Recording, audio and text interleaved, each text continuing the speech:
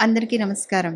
మన కథామృతాల్లో ఇంద్రగంటి శ్రీనివాస శాస్త్రి గారి 'వానా వానా వల్లప్ప' కథ ఎక్కడి నుండో వెంకటేశ్వర సుప్రభాతం శ్రావ్యంగా వినిపిస్తోంది. "ఒరేయ్ బాబీ! ఇంకా లేవలేదా? లే లే" అంటూ అరిచింది బాబీ వాళ్ళమ్మ. హ్యారీ పాటర్ కలల్లో ఉన్న బాబీ కదల్లేదు. "లేవరా! నా పనిలో పడి టైం చూడలేదు. లేట్ అయిపోయావు. లే లే" అంది గట్టిగా. బాబీ బద్ధకంగా కదిలాడు. "అబ్బా! అప్పుడేనా?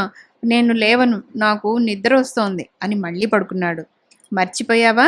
ఇవాళ మీ స్కూల్లో పిక్నిక్ ఉంది. మీ స్కూలు బస్సు రోజు కన్నా ముందే వచ్చేస్తుంది. లే లే" అంటూ గట్టిగా కుదిపింది అమ్మ. బాబీ అయిష్టంగా లేచి పక్క మీద కూర్చున్నాడు.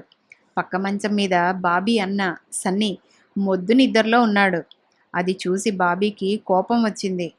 "సన్నీ ఇంకా లేవలేదు. నేనే ఎందుకు లేవాలి?" అంటూ లీగల్ పాయింట్ లేవదీశాడు ఏడుపు ముఖంతో. "నిన్నగాక మొన్న పుట్టాడు వెధవ.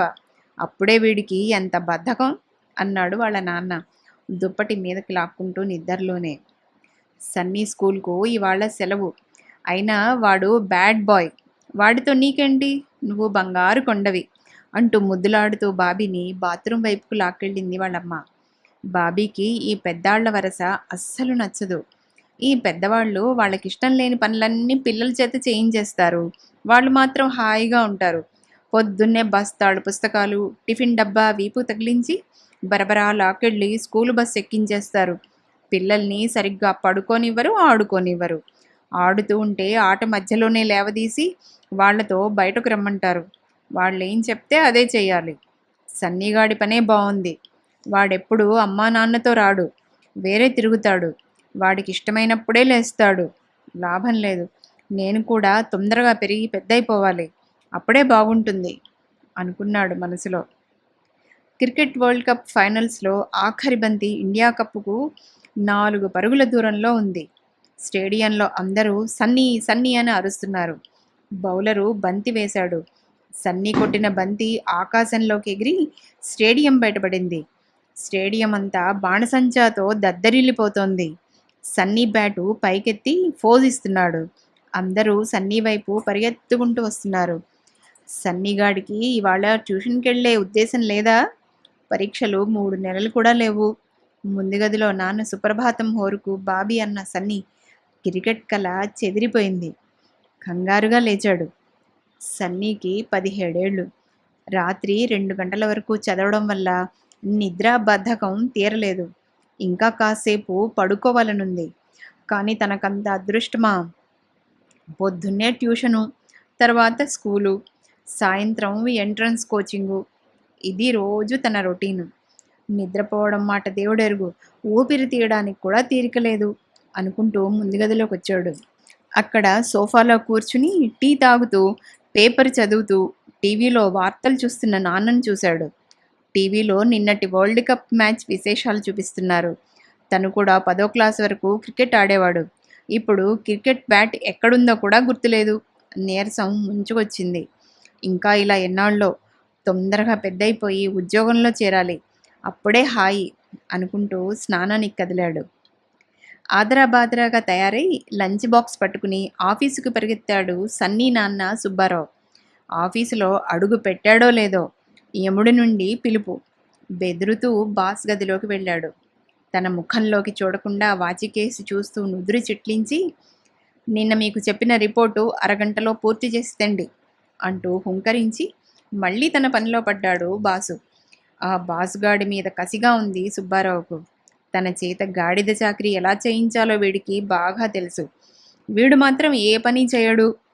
ఫోనులో మాట్లాడడం, అందరి మీద అరవడం, కాఫీ తాగడం తప్ప అనుకుంటూ తనకు తెలుగులో బాగా వచ్చిన తిట్లన్నీ గుర్తుకు తెచ్చుకుని లోపల కసిగా తిట్టాడు. ఆ బాసుగాడికి కూడా తను ఉన్న పొగలు సెగల పరిస్థితి తలుచుకున్న కొద్దీ తన పైవాడి మీద మంటగా ఉంది. తను కూడా వాడిలా కాలు మీద కాలు వేసి కూర్చుని గోళ్లు కొరుక్కోవడం ఎప్పుడా అని ఎదురు చూస్తూ. పైవాడికి ఇంకా పైవాడి మీద అసూయ. మరి నిచ్చెనలో అందరికన్నా పైవాడికి ఎలా అనిపిస్తుందో? ప్రధానమంత్రి ఆ రోజు రాష్ట్ర పర్యటనకు వచ్చారు. మొన్నటిదాకా విదేశీ పర్యటన అలసట ఇంకా తీరలేదు. మళ్ళీ 2 రోజుల్లో పార్లమెంటు సమావేశం.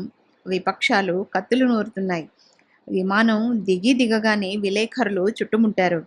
మీ విదేశీ పర్యటన ఘోరంగా విఫలం కావడానికి కారణం ఏమిటి? రోజూ ఇన్ని కుంభకోణాలు బయటపడుతున్నాయి. మీకు చీమ కుట్టినట్టయినా అనిపించడం లేదు? మీకు ఏమాత్రం బాధ్యత లేదా? మీ కప్పల తక్కడ ప్రభుత్వం రేపో మాపో పడిపోతుందని విపక్షాలు అంటున్నాయి. మీరేమంటారు? అంటూ ప్రశ్నలు గుప్పించారు. వాళ్ళని ఎలాగో దాటుకుని ముందుకు కదిలారు.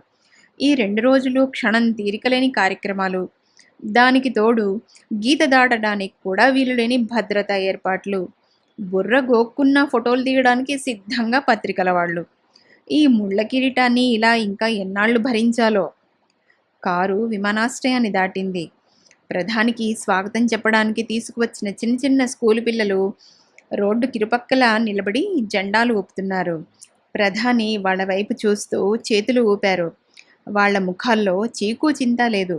ఒకళ్ళనొకళ్ళు చూసుకుంటూ నవ్వుకుంటూ ఆనందిస్తున్నారు. వాళ్ళ వైపే తదేకంగా చూసి ఆనందిస్తున్న ప్రధానమంత్రి బుర్రలో హఠాత్తుగా ఓ ఆలోచన మెదిలింది. ఈ కారు దిగి పారిపోయి వాళ్ళలో ఒకడినైపోతే ఎంత బావుంటుంది. ఒక్కసారి మళ్ళీ తను అంత చిన్న పిల్లవాడినైపోయి అంత హాయిగా వాళ్ళ మధ్య నిలబడగలడా? అలా జరిగితే ఓహ్! అంతకంటే ఇంకేం కావాలి? అదండి ఇంద్రగంటి శ్రీనివాస శాస్త్రి గారి 'వానా వానా వల్లప్ప' కథ. రేపు మరో మంచి కథతో అన్నట్టు అందరూ లైక్ చేసి సబ్స్క్రైబ్ చేసుకోవడం మర్చిపోకండి. అలాగే బెల్ ఐకాన్ ప్రెస్ చేస్తే మీకు వెంటనే నోటిఫికేషన్ వస్తుంది. అందరూ మర్చిపోరుగా? అందరికీ ధన్యవాదాలు.